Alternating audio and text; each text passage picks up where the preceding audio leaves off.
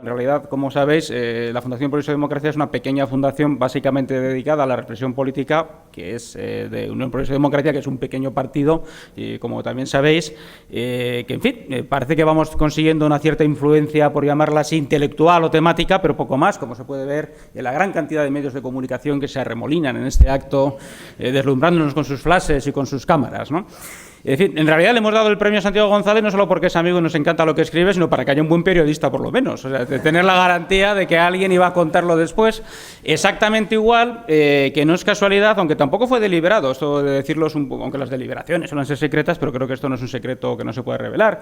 Fue coincidencia el que tanto Luis y el blog con el que sin duda todos lo hemos citado porque pensamos en ello, en el de Nada es Gratis, y en el caso de Elisa y el blog Hay Derecho, sean blogs. O sea, esto no es casual, es decir, es que está ocurriendo algo que creo que tiene su importancia. En España hoy en día casi todo lo que se escribe o se dice que tiene algún interés o mucho interés, hay que buscarlo en Internet.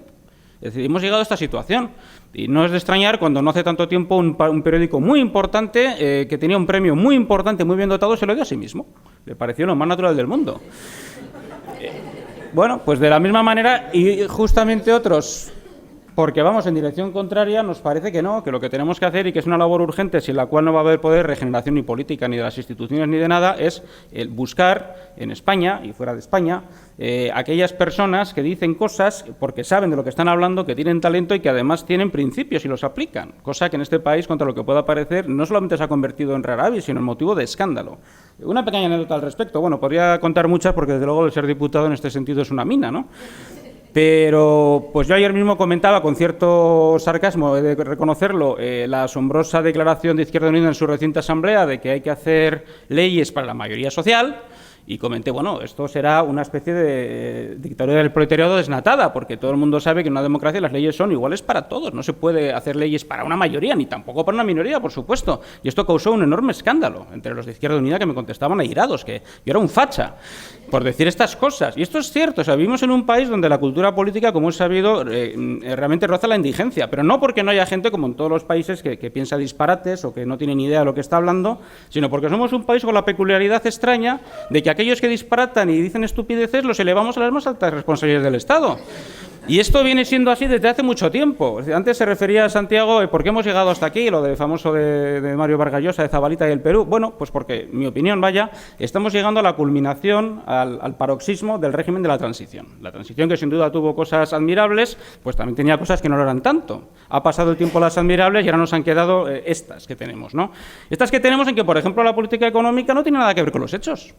Es la cosa más sorprendente del universo. Yo creo que es también lo que ha dejado a España a la altura del betún en credibilidad internacional y en los famosos mercados internacionales financieros. ¿Cómo se puede prestar nada a un Estado que todo lo que dice es básicamente mentira? Y esta es la pura verdad. O sea, esto no es una cosa que digamos escandalizados cuatro, en fin, trepas de la política que nos aburríamos en nuestra casa. Y pues vamos a hacer un partido y nos vamos al Congreso, a liarla ahí un poco, ¿no? No, esa es una cosa que decís los investigadores, los observadores neutrales, los que desde el mundo académico y de la investigación estáis viendo los datos. ¿Qué tienen que ver los datos con la política económica que hace el Gobierno? Básicamente nada. Este es el hecho, el triste hecho, ¿no? A mí hace poco en una comisión de energía, y aprovechándose de que no tenía réplica, el ministro Soria me dijo que eso que acababa de decir yo, de que uno de los hechos diferenciales de España era el déficit tarifario, porque es el único país del mundo desarrollado que tiene semejante engendro, me lo negó y me dijo que era mentira, que hay muchos más países con déficit tarifario, es rotundamente falso.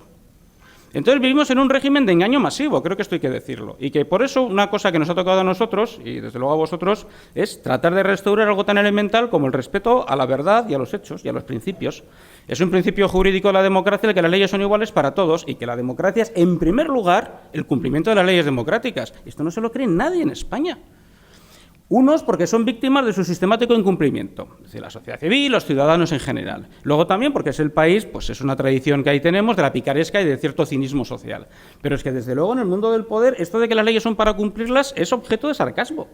Es decir, hoy mismo, esta tarde en el Congreso, nos tocan varios temas que resumen también bastante la actualidad del país. Uno de ellos, que me toca replicar a mí, y me lo va a pasar muy bien, he de decir, aunque luego no salga en ninguna parte, es una moción de Durán respecto a la inmersión lingüística en Cataluña.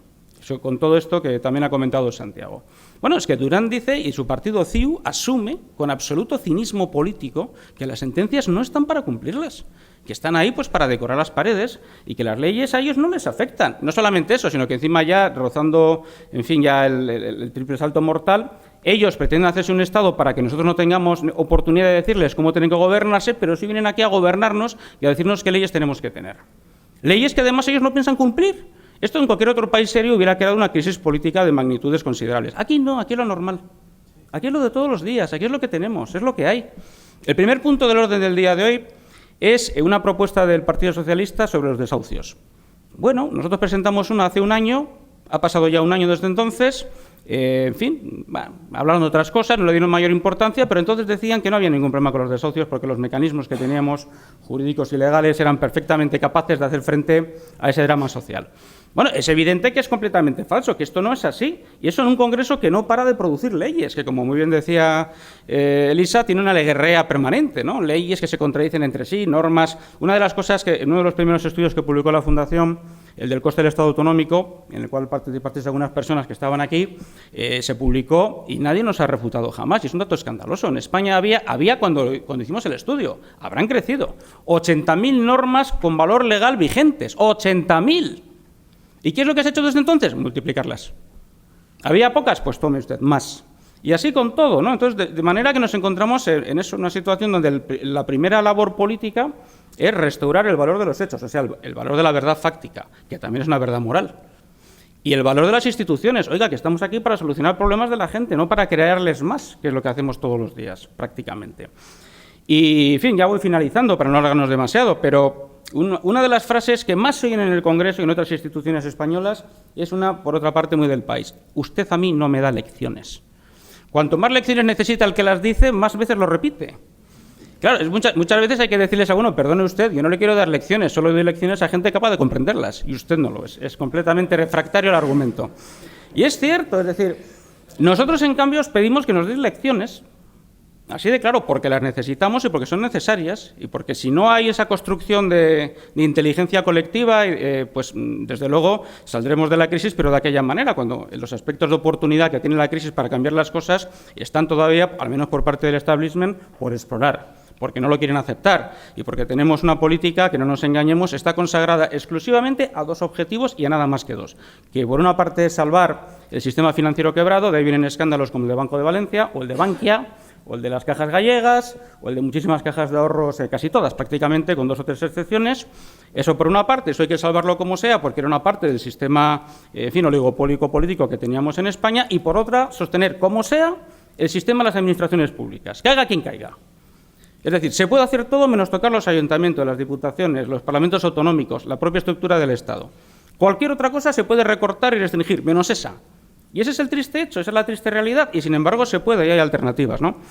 Y bueno, pues quizás por decir estas cosas, pues no hay mucha gente haciéndonos caso, pero no tiene ninguna importancia, porque nuestro terreno natural, el de la opinión que estábamos hablando y el del cultivo de la discusión y del debate verdaderamente político, pues bueno, va a seguir siendo el que es, los blogs, internet, los artículos que de vez en cuando conseguimos colocar en algún periódico.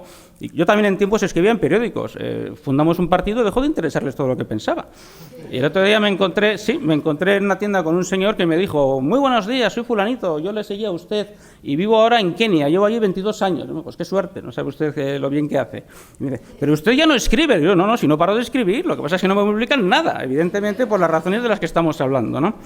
Y en fin, que esperamos que todos los años poder hacer una edición nueva y esperamos que irla mejorando de esta entrega de premios. Y os digo que muchas gracias por aceptarlo. Sabemos que tiene también para vosotros consecuencias, porque esto lo siento, pero es un estigma. Pero creo que es un estigma de los que realmente importan y son buenos, y esperamos contar con vosotros en próximas ediciones, y muchas gracias, de verdad.